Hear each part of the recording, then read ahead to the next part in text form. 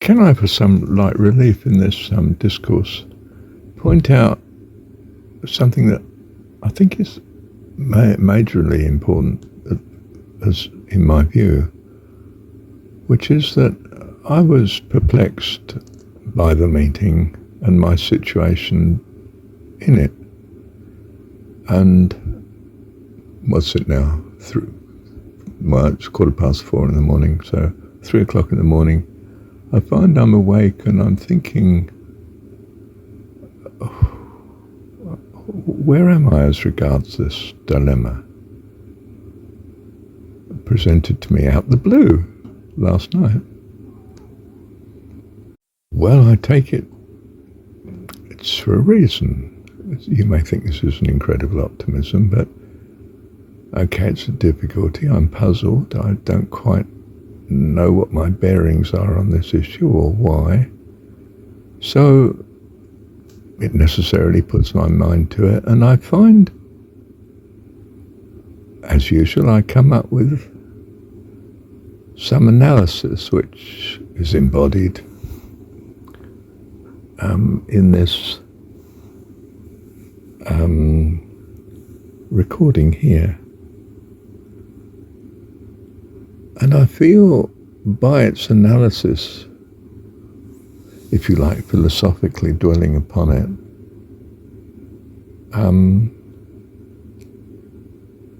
to be a great blessing, a great relief. As regards moving towards an understanding that itself contributes to harmony, and not dismissing people because of difference, because of differences that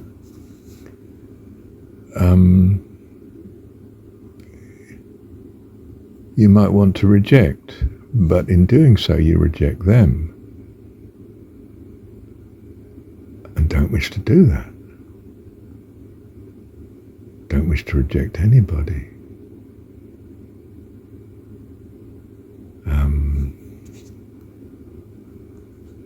We are all, the poetic phrase here is on a darkling plain, swept with confused alarms, despairing of the port. Part of a poem that was with me in my youth, probably from Mum and so on, almost certainly. Yeah, I think so.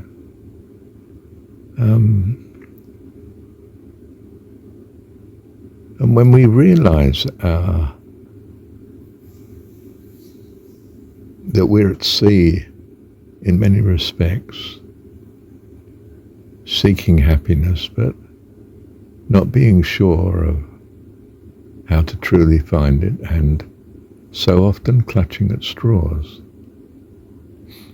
And we bring our analysis and our mind and our reasoning into play in the hope that it will help us in our dilemmas of not knowing, of misunderstanding, of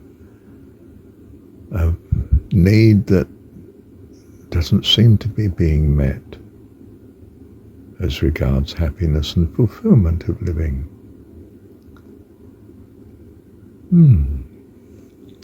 From my religious type of point of view, although I don't conform to any, as you know, specific religion, I'm greatly influenced by the study of different religions, including, of course, secular philosophy. And the study and the analysis of such has brought me, well, I think you would say great consolation anyway. Peace of mind and happiness and joy. Materially, you would say, not very successful. Experience and contentment-wise, well, I feel to be a very good outcome. A major part of which is a principle that says, I'm in a learning situation in this world, that's what. experience here of good and evil, good and bad, if you like, from one's own point of view, teaches one. It's a great teaching situation. And I suppose my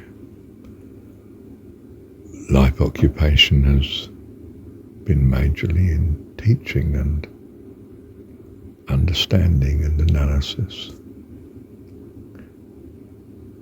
whether academically, religiously, or just in private understanding and analysis. I'm heavily dominated by a scripture, John 17's, which has a line in it, "This is life eternal, to know thee, the only true God." And I think it goes to the heart of the matter that God is, in some sense, ideally, at best say, the personification of that which we hold to be of great value to us. That's our God. And the only one that we could truly love with all our heart, soul, mind and strength. And whether we're secular or religious, if we neglect what we truly hold to value and be important to our happiness, it's disastrous. And I think both secular and religious are in agreement in this regard, amazingly, that our happiness and well-being is paramount, is the fabric of life that is to be appreciated, without which comes unhappiness and possibly despair. We're not sure of our ground as to what happiness really relies on, and we adjust our sights according to our personal experience. Of course, in a sense we could do no other. We learn perhaps that it's not good to profane another person's view, because it's so important to them. It will at the least bring discord between us, and at the worst, war and destruction. So we're cautious of disrespect, though we may well need a freedom from such constraint, where understood to be necessary, else we cannot move forward. And by forward I mean to a greater happiness, peace, joy, fulfillment, life more abundantly, if you like, to use old-fashioned language. So it's the outcome of this, for my mind, is not to reject another person's, quotes, profanity, but to appreciate their felt need for a freedom from the constraints that they see as so damaging to health and happiness and well-being, and that may actually be the cause of some of the evils as we understand it in the world. Hypocrisy that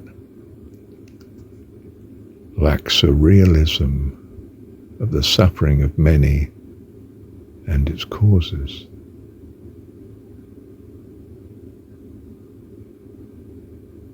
Do you see, one doesn't want to profane a sarcasm that could be valuable, helpful in destroying an evil.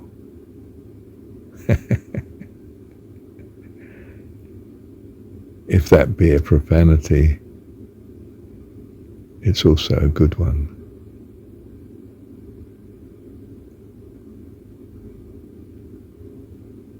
The way out of the wood, when you're too close to it like this in analysis, is to get back to what do I really value? I value life and happiness and joy and peace, lack of war, lack of destruction,